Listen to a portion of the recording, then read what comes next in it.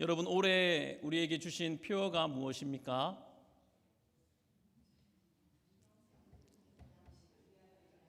네, 우리 옆에 보시면서 한번 같이 읽어볼까요? 올해 표어입니다. 시작. 영생하도록 있는 양식을 위하여 일하라. 한 번 더 읽을까요? 시작. 영생하도록 있는 양식을 위하여 일하라. 네, 영생하도록 있는 양식을 위하여 일하라. 이것이 올해 우리 주님의 교회의 표어입니다. 신년 첫 번째 주일이기 때문에 표어에 관한 설교를 하려고 했었습니다. 그래서 요한복음 6장에 있는 말씀이니까요. 요한복음 6장 말씀을 쭉 펼쳐놓고 제가 한 주간 계속 묵상을 하기 시작했습니다.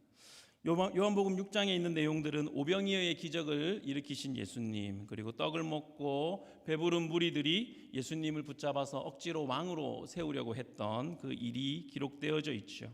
그때 이제 예수님은 그 무리들에게서 떠나시고 바다 건너 끝까지 이제 가게 되는데, 그 끝까지 쫓아온 그 무리들이 예수님을 계속해서 이제 왕으로 세우고자 합니다. 그럴 때 예수님은 뭐라고 말씀하시죠? 나는 생명의 떡이니라 라고 말씀하세요. 내 살을 먹고 내 피를 마셔야 한다, 이렇게 말씀하실 때 무리들이 이해하지 못한 예수님의 그 말씀 때문에 다 떠나가게 되고 이제 12 제자만 남게 되죠. 그래서 예수님이 너희도 가려느냐라고 했을 때 베드로가 뭐라고 말하죠? 영생의 말씀이 여기 있사오니 우리가 어디로 가겠습니까? 이렇게 고백하는 내용이 이제 요한복음 6장에 있는 말씀입니다. 제가 요한복음 6장 전체 말씀을 계속 묵상하면서 어찌 보면 생뚱맞게 들어있는 오늘 본문 16절로 21절에 주목하게 되었습니다. 그리고 이것부터 이야기를 해야겠다라는 생각이 들었습니다. 오늘 본문 속에 있는 제자들은 어떤 상황입니까? 바다 한가운데서 폭풍을 만났습니다. 저들이 당한 폭풍은 순종한 이후에 경험한 폭풍입니다. 주님의 기적을 체험한 다음에 경험하게 된 폭풍이에요. 은혜를 받은 후에 폭풍의 상황 속에 처했다라는 것입니다. 이 점이 오늘 설교의 핵심 중에 하나가 될 것입니다. 오늘 본문 앞에는 우리들이 잘 아는 이야기가 있습니다. 예수님께서 물고기 2마리와 떡 5개로 5,000명을 먹이신 기적을 베푸신 일이 기록되어 있습니다. 남자만 5,000명이라고 했으니까 여자들과 아이들 다 하면 10,000명은 넘겠죠.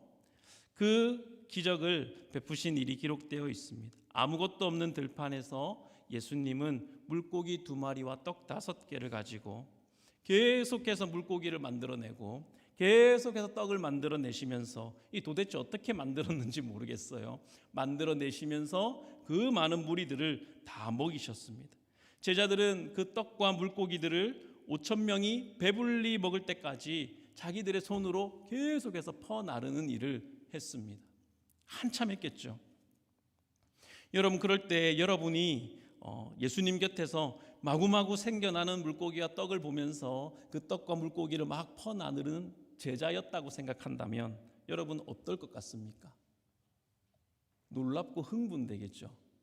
이 기적이 로마의 식민지에 사는 가난한 그 형편의 백성들 사이에서 일어났으니까요. 얼마나 놀랍고 얼마나 흥분되겠습니까? 14절에 보니까 흥분한 사람들이 이렇게 떡과 물고기를 만들어내는 걸 보니까 이 사람은 참으로 그 선지자로구나, 이렇게 사람들이 생각을 했습니다. 여기서 말하는 선지자는 하늘에서 만나와 메추라기를 구약시대에 광야에서 내렸던 이스라엘을 먹인 모세를 의미하죠. 모세와 같은 선지자구나, 이렇게 했습니다. 그래서 이 예수님을 붙잡아서 어떻게 하죠? 억지로 임금 삼으려고, 자기들의 왕으로 삼으려고 했습니다. 예수님은 그런 그들을 떠나가시죠. 바로 떠나가십니다. 마가복음에 보면 예수님께서 자기만 떠나가시는 것이 아니라 제자들에게도 빨리 배를 타고 가라고, 마가복음 6장에 보면요, 빨리 배를 타고 떠나라고 재촉했다라고 쓰고 있는 것을 보게 됩니다. 제가 우리 주님의 교회에 2024년 6월에 부임했습니다. 그리고 지금 1년 7개월이 지났어요. 어찌 보면 그동안 제가 경험한 것은 오병이어의 기적과도 같은 일을 경험했다 싶습니다. 성도들이 모여들고 주님께서 모인 그 성도들을 먹이시고 사람들이 막 행복해하는 그런 일들을 이 시간 동안에 제가 보았습니다. 저는 제자들처럼 열심히 퍼날랐던 것 같아요. 그런 시간들을 경험했습니다. 얼마 전에 어떤 성도님이 이런 말씀을 사람들에게 나눴다고 들었습니다. 주님의 교회에 처음 왔을 때 내가 막 믿음이 있고 뭐 그런 것은 아닌데, 그런 사람 아닌데, 그런데도 평안함을 느꼈어요 라고 나눴다고 하는 이야기를 들었습니다. 참 놀라운 일이죠. 이건 우리에게서 나는 것은 아닐 것입니다. 예수님께서 떡과 물고기를 주셨다, 예수님께서 우리를 먹이신다, 그렇게밖에는 볼 수 없는 일이죠. 그런 말을 들으면 목사의 마음은 어떨 것 같으세요? 좋을까요? 좋죠. 좋습니다. 그런데 마냥 좋지만은 않습니다. 왜냐하면 처음에는 그런 말씀에 감동이 오지만 또 감사한 마음이 들고 좋지만, 그런데 그 다음 좀 두려워져요. 이게 계속되어야 할 텐데, 이게 멈추면 안 될 텐데, 그런 마음이 들어서 그런 마음도 동시에 찾아옵니다. 표 설교를 준비하다가 영생하도록 있는 양식을 위하여 일하라, 이 내용의 말씀을 가지고 준비를 하다가 폭풍 속에 있는 제자들의 모습을 보면서 이런 마음이 들었습니다. 올해는 우리에게 정말로 중요한 한 해겠구나. 우리에게 풍랑이 없지 않을 것이다. 아니, 우리들의 인생이 그렇듯이 어찌 보면 올해 전체가 풍랑일 것이다. 하지만 예수님도 함께 계실 것이다. 예수님도 함께 있을 것이다. 그렇다면 저와 여러분, 우리 성도들이 풍랑 속에 다가오시는 예수님을 만나고 그분의 음성을 듣는 사람이 많으면 많을수록 우리는 전진하고 승리하겠구나 라는 생각을 하게 되었습니다. 바로 여기서 승부가 나겠다라는 생각을 하게 되었습니다. 그래서 오늘은 이 이야기를 나눠보려고 합니다. 지금 제자들이 건너고 있는 바다는 그 이름이 무엇이죠? 갈릴리 바다죠. 갈릴리 바다는 이들에게 굉장히 익숙한 바다였습니다. 왜냐하면 예수님을 만나기 전에 이 제자들 중에 상당수는 이 바다에서 고기 잡던 어부들이었어요. 그래서 잔뼈가 굵은 그런 어부들이었습니다.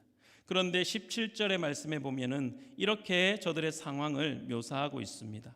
17절과 18절, 배를 타고 바다를 건너 가버나움으로 가는데 이미 어두웠고 예수는 아직 그들에게 오시지 아니하셨더니 18절, 큰 바람이 불어 파도가 일어나더라. 이 말씀에서 강조하고 있는 것은 제자들은 이제 지금 바다 위에 있다는 것입니다. 그리고 밤이 되었다라는 거예요. 그리고 예수님이 계시지 않다라는 겁니다. 성경이 말하는 바다의 이미지는 어떨까요? 구약 성경에서 바다는 통제할 수 없는 곳입니다. 지금으로부터 2000년 전, 3000년 전의 고대인들에게 바다는 그랬을 거예요. 통제할 수 없는 공간, 장소였을 것입니다. 사람이 살 수 없는 거대한 심연, 혼돈과 불안, 두려운 곳이고요. 또 성경에 보면 바다에는 우리가 알지 못하는 리워야단, 라합 같은 그런 거대한 괴물이 사는 곳이라고 사람들은 생각을 했습니다. 시편 기자는 하나님과 멀어진 영적인 고립 상태를, 절망적인 상태를 깊은 바닷속에 빠져 있는 것과 같다라고 표현하기도 했습니다. 그래서 여러분 그거 아세요? 천국에는 바다가 없어요. 낚시 좋아하시는 분들 실망하지 마시기 바랍니다. 천국에는 바다가 없는데 요한계시록 21장 1절에 보면 새 하늘과 새 땅을 보니 바다도 다시 있지 않더라 라고 말씀하고 있습니다. 바다도 다시 있지 않더라. 그 바다 위에 제자들이 있습니다. 밝은 낮이면 좋겠는데 지금 상황이 어떻습니까? 어둠이 찾아왔죠. 밤이 되었습니다. 요한복음에서 빛과 어둠의 대조를 계속해서 나누고 있는데 어둠은 무엇이죠?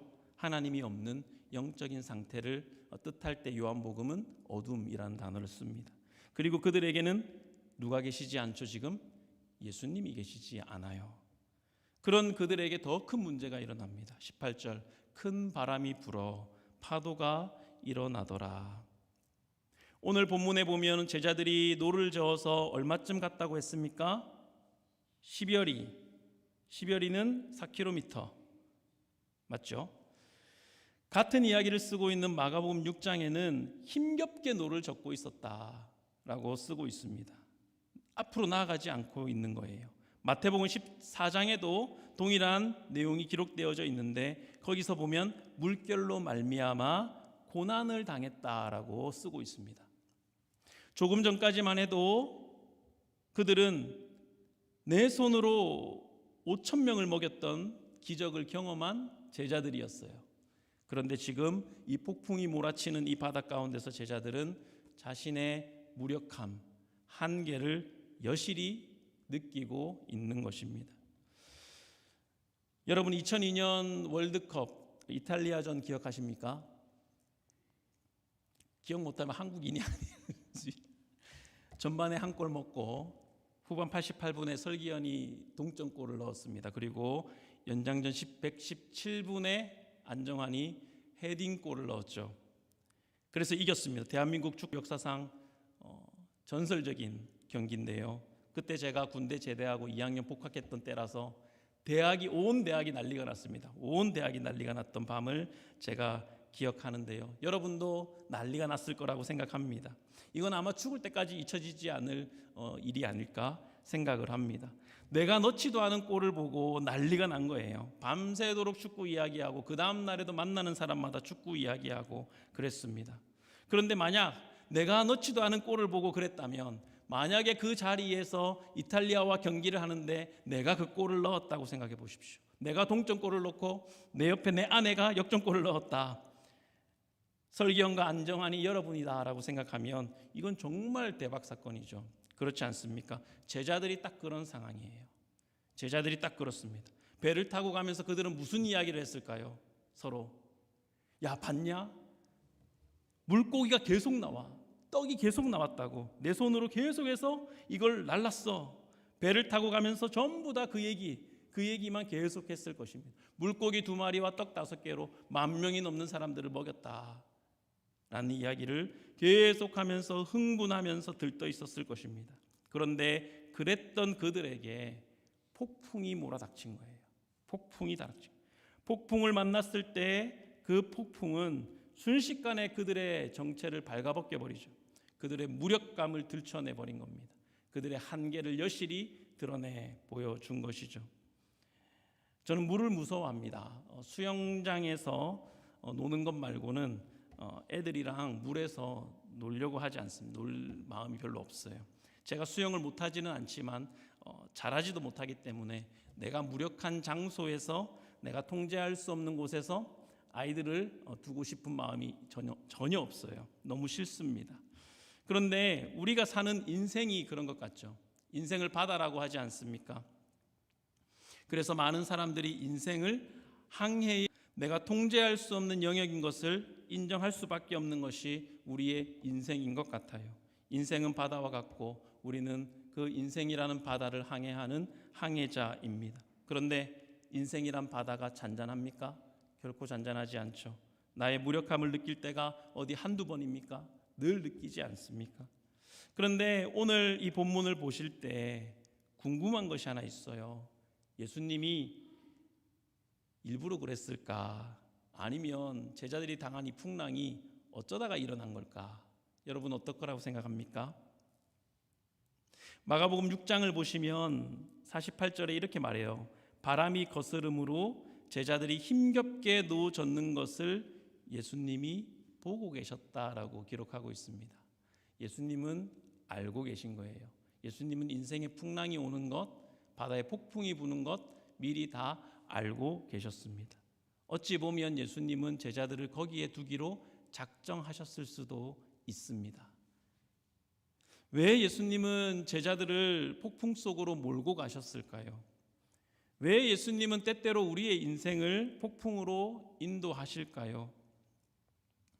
예수님께서 우리의 인생을 풍랑 속으로, 폭풍 속으로 인도하시는 이유 중에 하나는 우리의 정체, 우리의 기초가 무엇인지를 깨닫게 해주시기 위해서입니다. 여러분, 마태복음 7장을 찾겠습니다. 마태복음 7장 24절에서 27절까지 말씀입니다.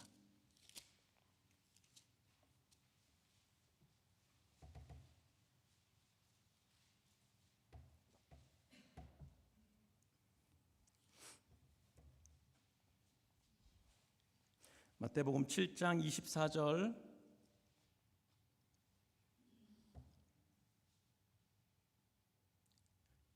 부터 27절까지 말씀 우리 한 절씩 교독할까요? 그러므로 누구든지 나의 이 말을 듣고 행하는 자는 그 집을 반석 위에 지은 지혜로운 사람 같으리니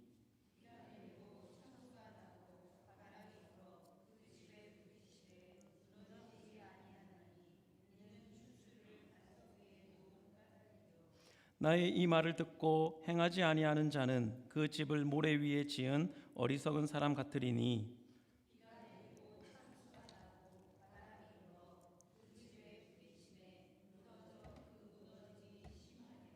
아멘. 여기 말씀 보시면은 집이 두 채가 있습니다. 하나는 반석 위에 지은 집, 그리고 하나는 모래 위에 지은 집이 있습니다. 평소에는 둘 다 괜찮은 집이에요. 둘 다 별일 없는 집입니다. 그런데 언제 차이가 나죠?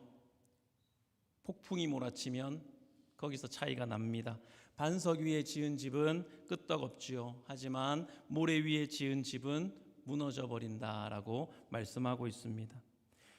우리 주님께서 우리의 인생을 폭풍 속으로 인도하실 때가 있습니다. 그때 우리가 무엇을 기초로 삼고 살아왔는지, 무엇을 기초로 삼고 내가 집을 짓고 있었는지를 여실히 깨닫게 됩니다. 무엇을 토대로 삼아서 무엇으로 안정감과 평안을 누리고 있었는지, 내 삶을 지탱하기 위해서 무엇을 의지하고 있었는지를 여실히 보여주는 때가 폭풍을 만날 때라는 것입니다.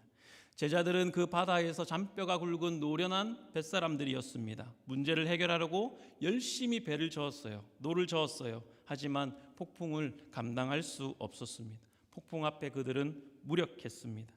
그때 여러분, 예수님께서 바다 위를 걸어서 배에 가까이 오시죠.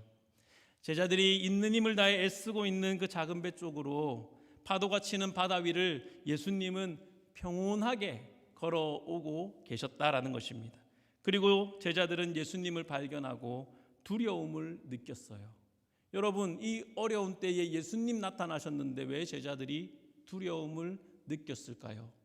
이 성경 말씀 보시면 예수님이 귀신인 줄 알았나? 이렇게 생각하는 본문, 그 본문은 다른 본문이고요. 이 본문은 예수님을 보고 두려움을 느꼈다라고 쓰고 있습니다. 예수님을 봤는데, 그러면 어려운 중에 기뻐할 것 같은데 이들은 왜 두려웠을까요? 팀 켈러 목사님은 이 두려움을 이렇게 해석했습니다. 아이러니하게도 바다에 있는 폭풍보다 제자들의 마음속에 더 큰 폭풍이 일어났다. 이 제자들은 폭풍 속에 있을 때보다 예수님 앞에 있을 때 자기들이 더 큰 위험에 처했다고 느꼈을 것이다.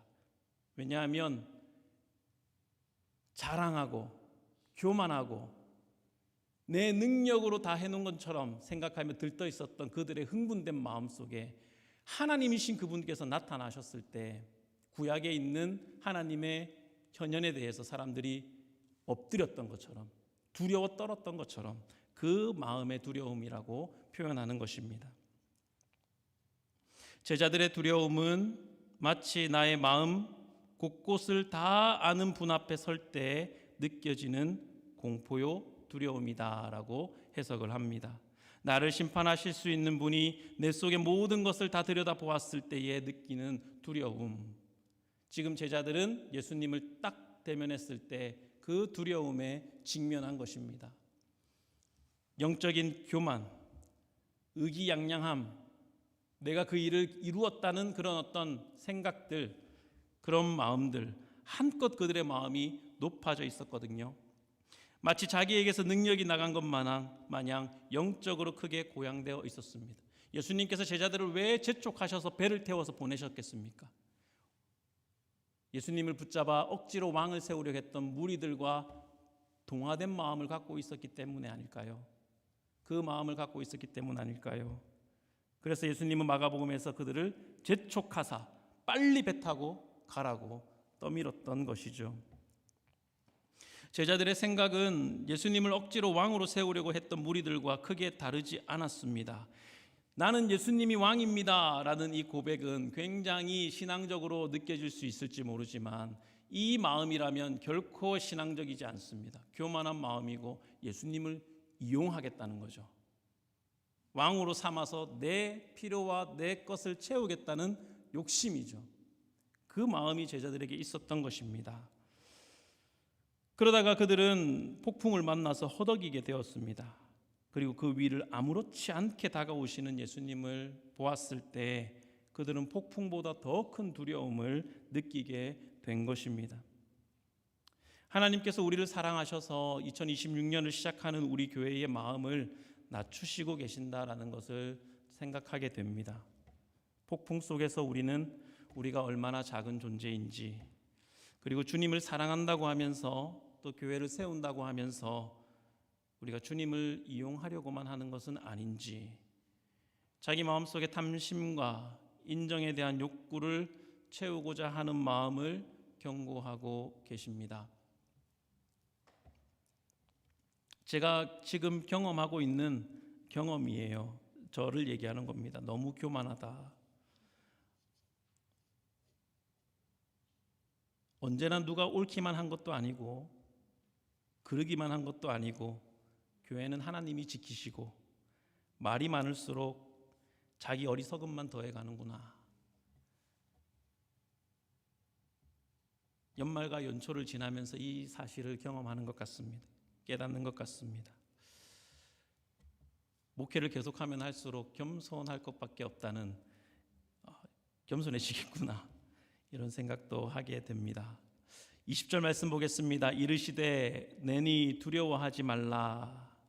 여기 보면 내니 나다라는 말씀이죠. 헬라어로 에고 에이미입니다. 나는 나다예요. 이 말은 구약 성경에서 여호와 하나님께서 자기를 계시하실 때 하신 말씀이죠. 하나님께서 모세에게 나타나셨을 때 나는 스스로 있는 자니라 라고 하셨는데 지금 예수님께서 똑같이 그 말씀을 하시는 것입니다. 이 말은 나야, 예수야 이게 아니라 하나님이다, 내가 하나님이다 라고 제자들에게 말씀하시는 것입니다. 나는 너희가 이용할 존재가 아니다. 나는 이 폭풍을 만들고 다스리는 자다. 이 메시지를 내니라는 말에 포함되어 있다라는 것이에요. 구약의 순서대로라고 하면 하나님이 신 예수님을 이용하려고 하고 영적인 교만에 도취된 저들을 하나님 심판하셔야 합니다. 그렇지 않나요? 그런데 예수님은 나는 하나님이다, 두려워하지 말아라 라고 말씀하십니다. 얼마나 은혜로운 말씀입니까? 한껏 마음이 높아져서 교만을 떨다가 인생의 폭풍을 만나서 두려워하며 자신의 무력함을 느낄 때 두려워 말라 하시는 이 예수님, 하나님 앞에서도 한껏 교만한 우리들의 마음을 주님은 다 알고 계시면서도, 그리고 당신의 하나님 되심을 우리의 삶 속에 보여주시면서 심판하시는 것이 아니라 내니 두려워 말아라 라고 말씀하시는 것이 얼마나 우리에게 은혜로운 말씀인 줄 모릅니다.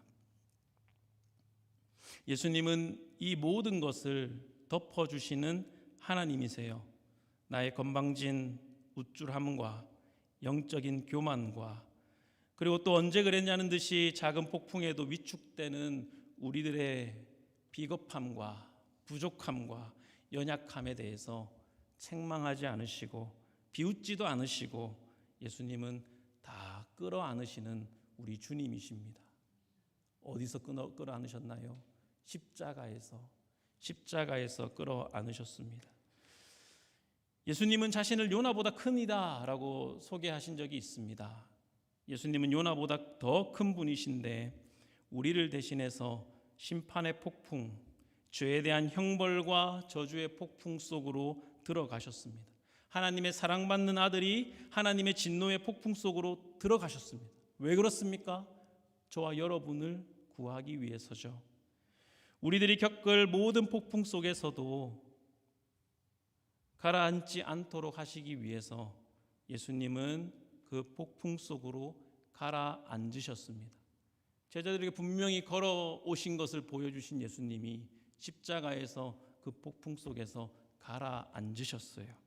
그렇기 때문에 예수님은 너희들은 그 어떤 폭풍에서도 나와 함께 걸어갈 수 있을 것이라고 말씀하십니다. 그러면서 내니 두려워 말아라 라고 말씀해 주십니다. 21절 말씀 보니까 이에 기뻐서 배로 영접하니 배는 곧 그들이 가려던 땅에 이르렀더라. 그 두려움이 변해서 기쁨이 되었습니다.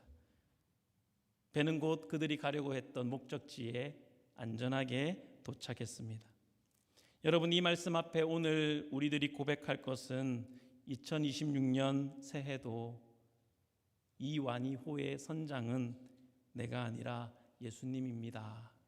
우리 주님의 교회 호의 선장도 예수님입니다. 이 고백이 있기를 바랍니다. 우리의 모든 교만을 꺾으시고 낙심과 절망 속의 두려움을 기쁨으로 평안으로 바꾸시며 모든 것이 변하여 선을 이루시는 하나님을 기대하고 나아가는 새해가 될 수 있기를 축복합니다.